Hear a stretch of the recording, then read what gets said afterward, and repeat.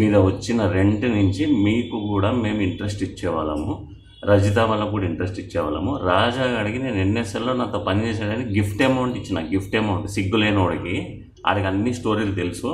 వాడు దగ్గరుండి మొత్తం పండిస్తున్నాడు. నేను చెప్తానులే, నేను నీకు క్లియర్ నీకు చెప్పి నీకు ఇప్పుడు అట్లా కాదు.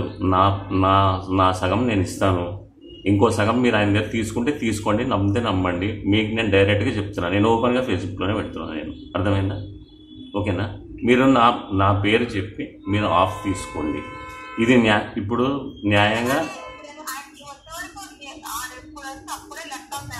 అరే కాదు వాడు గీడు అని మాట్లాడుతున్నాడు, సిగ్గులేనోడు. ఈరోజు టీచర్స్ డే, గురు బ్రహ్మ గురు విష్ణు గురుదేవ మహేశ్వర అంటారు. వాడు ఉద్యోగానికి వచ్చాడు నా దగ్గరికి, వాడు నా ప్రోడక్ట్ల మీద బతుకుతున్నాడు. వాడు సిగ్గులేనోడు.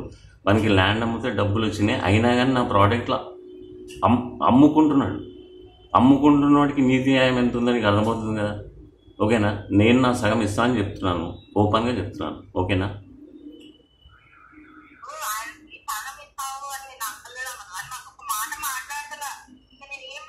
ఇప్పుడు కాదు వాడంత గట్టిగా న్యాయంగా ఉన్నాడు, ఎందుకు మాట్లాడతాడు చెప్పు? న్యాయంగా ఉన్నాడు, ఓపెన్గా ఫేస్బుక్లో ఉన్నాడు. అన్యాయంగా ఉన్నాడే కదా దక్కుంటున్నాడు. వాడు నేను బయటికి రావడమే